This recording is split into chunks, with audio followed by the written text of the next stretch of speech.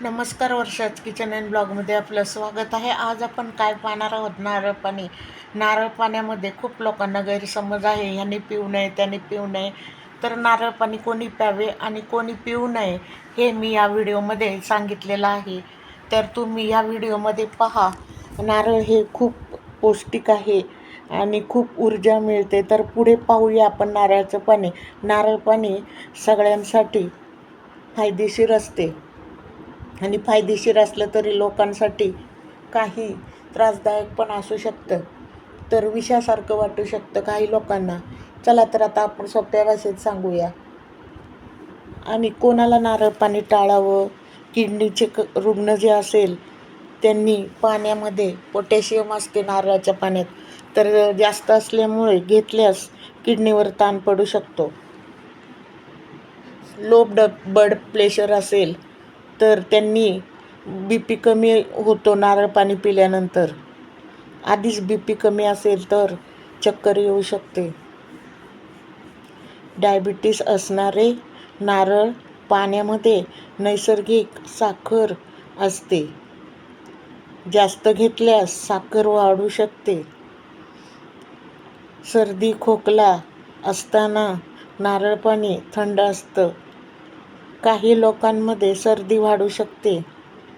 Operation शस्त्रक्रिया आधी नारळ पाणी रक्तदाब कमी करू शकतं. त्यामुळे डॉक्टर कधी टाळायला सांगतात.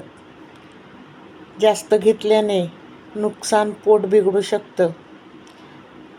लघवी जास्त होते, इलेक्ट्रोलाइट इनबॅलन्स होऊ शकते. मग कोणासाठी चांगलं? उन्हाळ्यामध्ये डिहायड्रेशन टाळण्यासाठी, व्यायामानंतर थकवा कमी करण्यासाठी नारळ पाणी विष नाही, पण सर्वांसाठी योग्यही नाही.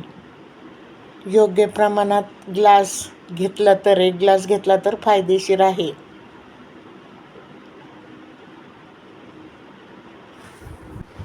नारळ पाण्याविषयी महत्त्वाची टिप्स.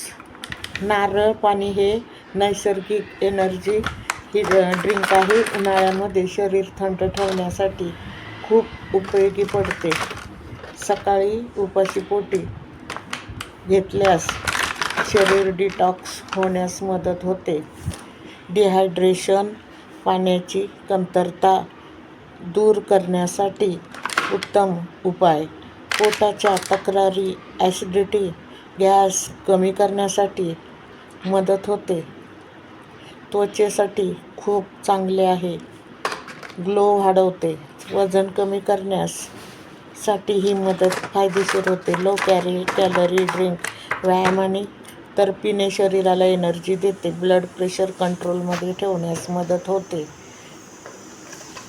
लहान मुलांपासून ते मोठ्यापर्यंत सगळ्यांसाठी सुरक्षित आहे. कोणाला टाळावे? जास्त किडनी प्रॉब्लेम असलेल्या लोकांनी डॉक्टरांचा सल्ला घ्यावा. खूप जास्त प्रमाणामध्ये रोज पिणे टाळा. धन्यवाद.